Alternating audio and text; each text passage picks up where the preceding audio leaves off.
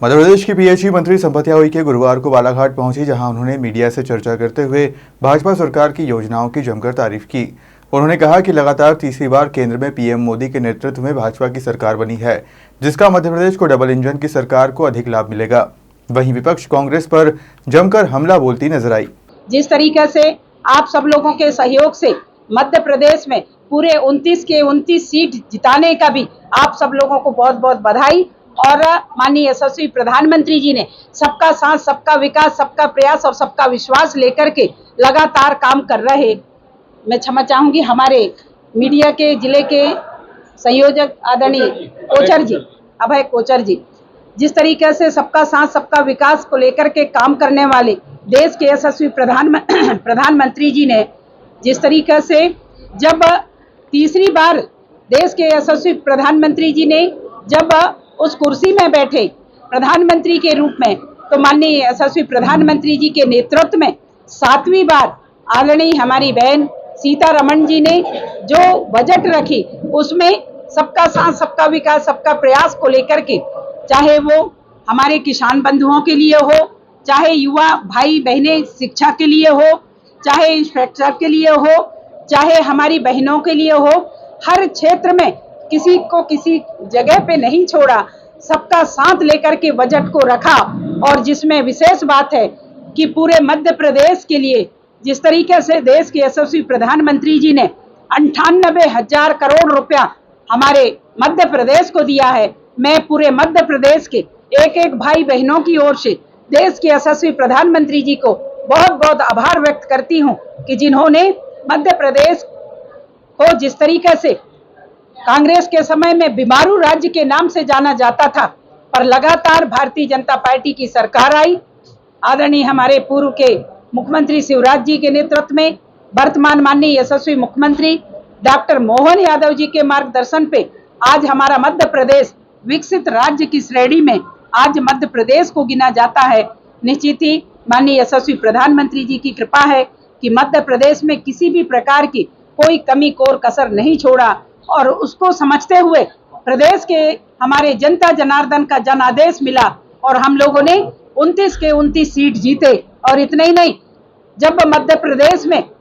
पहली बार विधानसभा के उपचुनाव हुए, उसमें भी हमारे जनता जनार्दन ने जिस तरीके से भारतीय जनता पार्टी को आशीर्वाद दिया, उसके लिए भी वहां के जनता को मैं बधाई देती हूं। माननीय मुख्यमंत्री जी को और भारतीय जनता पार्टी के यशस्वी अध्यक्ष जी को बधाई देती हूं कि अच्छा हुआ। और अभी और भी चुनाव बाकी है, उस चुनाव में भी भारतीय जनता पार्टी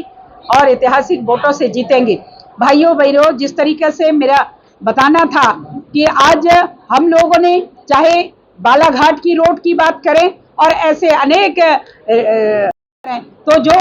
मध्य प्रदेश के अंदर 28 ऐसी रोड हैं जो माननीय प्रधानमंत्री जी के नेतृत्व में बहुत जल्दी काम शुरू होने वाले हैं, उसके भी प्रशासकीय स्वीकृति मध्य प्रदेश को मिले हैं। रिंग रोड की बात करूं तो रिंग रोड को लेकर के जिस तरीके से यशस्वी प्रधानमंत्री जी ने, चाहे वो महाकाल की रोड हो, चाहे हमारे इंदौर की रोड हो, चाहे जबलपुर की रोड हो, चाहे भोपाल की रोड हो, चाहे ग्वालियर की रोड हो, इन सभी को रिंग, चाहे सागर की रोड हो, इन सभी रोडों को रिंग रोड के नाम से आज प्रस्तावित करके और उनको भी स्वीकृति प्रदान किए हैं। मैं बहुत बधाई देती हूं। जिस तरीके से शिक्षा को लेकर के आप सब लोग देख रहे होंगे कि भारतीय जनता पार्टी की सरकार आई, तो जो कांग्रेस के समय में जो बड़े लोगों के बच्चे ही पढ़ पाते थे विदेश में, पर भारतीय जनता पार्टी की सरकार जब आई तो आज गरीब किसान के बच्चे भी विदेश में जाकर के पढ़ पाए, अच्छी शिक्षा ले पाए, आईएएस आईपीएस वो बने,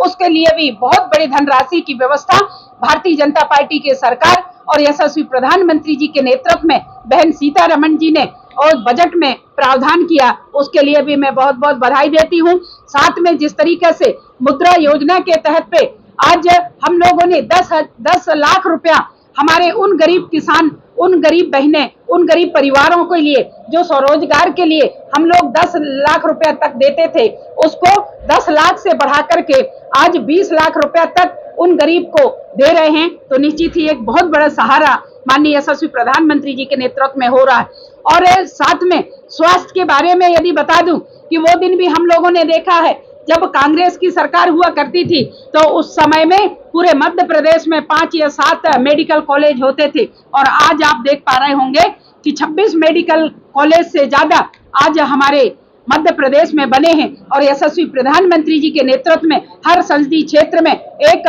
मेडिकल कॉलेज बनाने का प्रावधान उस समय में था। पर हम आज देख पा रहे होंगे कि 29 के 29 लोकसभा में भी हमारे मेडिकल कॉलेज बनने के लिए स्वीकृति प्रदान मिल गई है। यदि मैं कहूं कि मंडला जैसे जगह पे भी आज जहां पे जनजाति समाज के लोग बहुत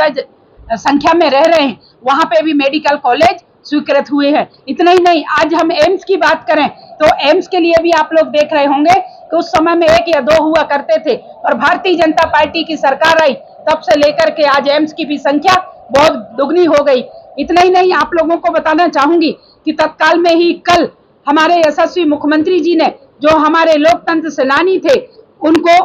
भारतीय जनता पार्टी की जब सरकार आई उस समय में जब प्रधानमंत्री इंदिरा गांधी हुआ करती थी उस समय में आप सब लोग भी देखे होंगे कि उस समय में जब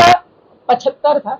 1975 में जब आपातकालीन स्थिति लगी थी तो उस समय में हमारे लोकतंत्र सेनानियों ने जिस तरीके से इस देश की रक्षा के लिए उन्होंने लाठी खाई, जेल गए, उनका सम्मान करने के लिए माननीय मुख्यमंत्री जी ने कल तत्काल पे ही माननीय मुख्यमंत्री जी ने निर्णय लिया है कि आज हमारी अपनी सरकार है और ये सरकार तिरंगा को समर्पित है, ये सरकार सेनानियों को समर्पित है। ऐसे भाव लेकर के जो 8,000 रुपया पूर्व में मिलते थे उसको 10,000 रुपया किया गया है और राजकीय शोक के साथ उनका सम्मान के साथ उनको अंत्येष्टि किया जाएगा। ऐसे माननीय मुख्यमंत्री जी ने निर्णय लिया है, मैं बहुत बहुत बधाई देती हूँ।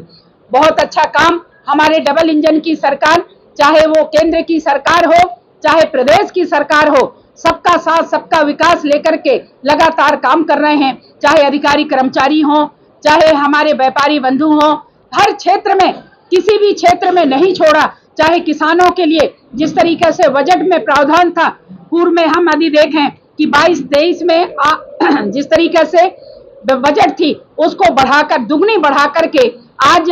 23-24 में दुगना कर दिया गया है। तो मैं मानती हूं कि हमारे किसानों के जीवन में भी खुशहाली आएगी और छोटे छोटे किसानों को भी मार्केट प्रोवाइड कराने के लिए भी माननीय प्रधानमंत्री जी ने एक बजट में प्रावधान रखा है।